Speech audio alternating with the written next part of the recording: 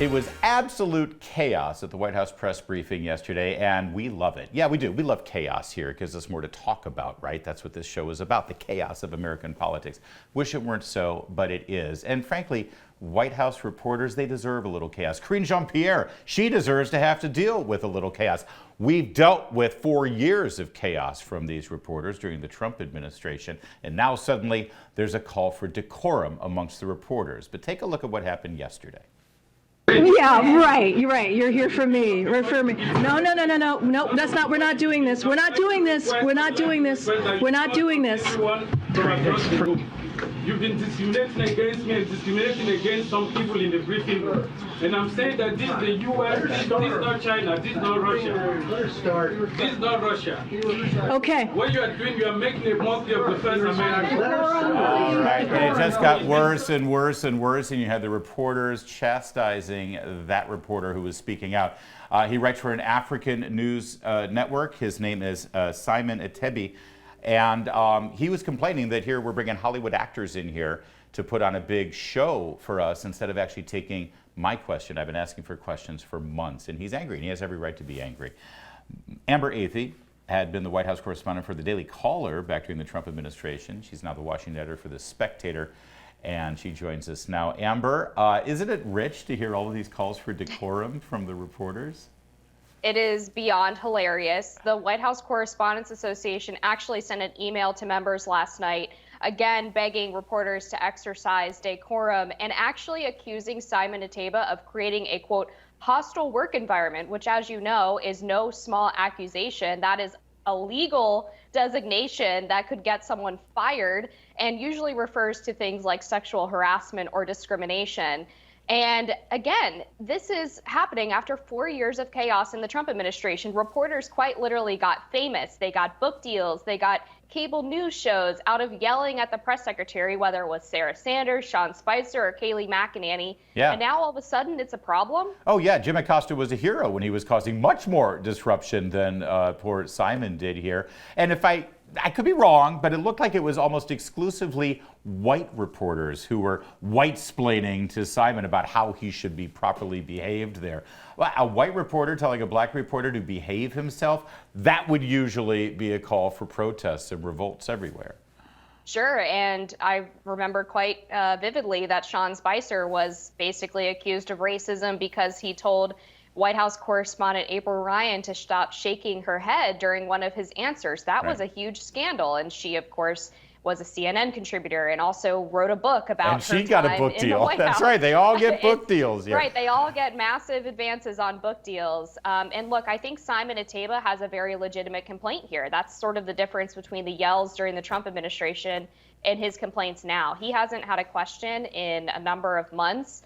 And it's something that is quite typical for many White House reporters. My situation was a little bit different because I knew members of the Trump administration. I could get questions. Yeah. But if you don't have a permanent seat in the briefing room, and if you're not one of the favored reporters from the press secretary, you can absolutely be standing in the aisles without a question for a year or more. And that's a frustrating position to be in when you're there trying to do your job. Yeah, in fact, you were very prescient. Boy, talk about timing, Amber, with your column over at The Federalist, because you wrote about this. You actually explained to the world what it's like to be in that room and why this structured, manufactured hierarchy exists there in the White House press room. Give us a little glimpse into what goes on there. Sure. Well, the White House Correspondents Association, which is the one complaining about the lack of decorum, is the organization that decides who gets seats in the briefing room and where those seats are. And of course, the first few rows are always permanently designated for the legacy media outlets, whether that's CNN, MSNBC, even Fox News. They all get a seat every single day in the same location, which means they're more likely to get called on. Yeah. If you look at the breakdown of who's actually getting seats in the briefing room, it's something like 49 liberal outlets to 9 conservative outlets. And if you take out the big ones like Fox and Wall Street Journal and Fox Business, all of the conservatives are in the second to last or last row. Yeah. Also, by the way, isn't there some weird deference paid to the AP correspondent? Like, they always get to ask the first question. They actually signal when the press briefing is over, not the actual spokesperson for the White House. What's that all about? Yeah, it's a tradition, a sort of an unspoken rule that the Associated Press reporter gets the first question, and it's because traditionally they're, of course, a wire service, so their news reports get picked up by everybody else. But as we've seen over the past decade or so, the AP is not just a straight news service. You have Zeke Miller in the briefing room asking questions on behalf of progressives and in exercising a whole bunch of liberal bias. So the entire system is completely outdated because it rests on this notion that the legacy and establishment media outlets have some kind of monopoly on truth and journalistic ethics. All this talk about book deals, we have to turn to your book, which is out right now. Congratulations. It's called The Snowflakes Revolt: How Woke Millennials Hijacked American Media. Why are you going after millennials, Amber Athey? Well, I am a millennial, so I think I can speak to this with a little bit of credibility and authority. But what I've seen in my experience, attending a liberal university and then entering the media is that the same people who were causing ruckus on college campuses and shutting down speakers and really rejecting the sort of liberal ideas that America was founded on have now made their way into major American institutions, including the mainstream media. And they didn't just fade away like a lot of conservatives predicted. They are exercising a ton of influence and wrestling their bosses into submission. And it's pushed the media and other institutions further to the left than ever before. Yeah, we are seeing this a lot. It's often called the snowflakes running the asylum, where the reporters at the New York Times, they go on strike because they're angry about somebody who was hired or a column that was given to Tom Cotton, that sort of thing. We even saw it at Netflix, if I remember right. They were upset about the stand-up routine from the comedian whose name I'm forgetting. Thank you, Dave Chappelle. So here's the problem, Amber. We've never seen the bosses stand up to them and say, go ahead, walk. I don't care. Walk if you want to. It's not going to be tolerated. In fact, anybody who speaks up again like this, you're fired. What would happen if that happens en masse? Tell the New York Times newsroom, go, leave. There's more than enough people who would take your job. Exactly. I mean, this would nip it in the bud. All it takes is an adult in the room to say no to the cry bullies. And for whatever reason, I think there's several. These people refuse to do it. I think one of the reasons is that, again, newsrooms are traditionally very liberal, so they have some sympathy for these progressive activists that have infiltrated the newsrooms. And I also think they're terrified of them because for a rich white liberal on a coast, being called a racist is the worst possible thing you could ever be called. It's the worst thing that could happen to you.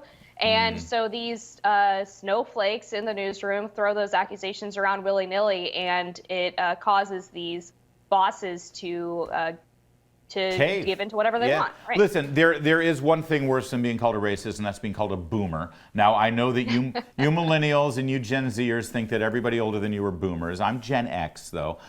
We sort of laughed at you snowflakes. You called them snowflakes, so I'm going to use your words. We laughed at it, we mocked it, we rolled our eyes at it, we sort of pointed and laughed, and then we sort of walked away from it because we assumed that as soon as they got into the real world, their eyes would be open. I guess you're telling me in your book here that that's not the case. They're basically now snowflakes in the workplace. Exactly, because the laughing at them and mocking them was fun in the moment, and I did it too.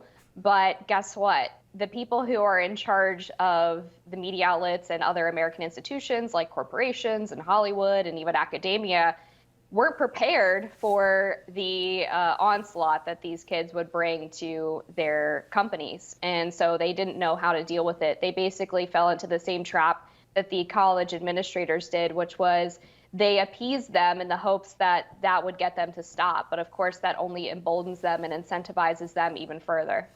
And so that's what we're seeing. And as you say in your book, it's going to continue and it's going to get worse. What happens when these people have their hands on the levers of power? What happens when we have a snowflake millennial president? I haven't thought about a president yet, but I think the good news is that at least in the media outlets, I don't think anyone would shed too many tears if the New York Times was just destroyed from the inside. Yes, of course, there's the sort of impulse to want to save these long-running legacy outlets because of the prestige that they once held, but I don't think anyone takes them seriously anymore, and so it wouldn't be too much of a loss if they all just fell victim to the society that they've helped create. Amber Athey, the voice in the wilderness there for millennials. Her book is The Snowflakes Revolt, and she writes for a prestigious organization herself, The Spectator. There's more to come on O'Connor Tonight. Keep it here on Salem News Channel.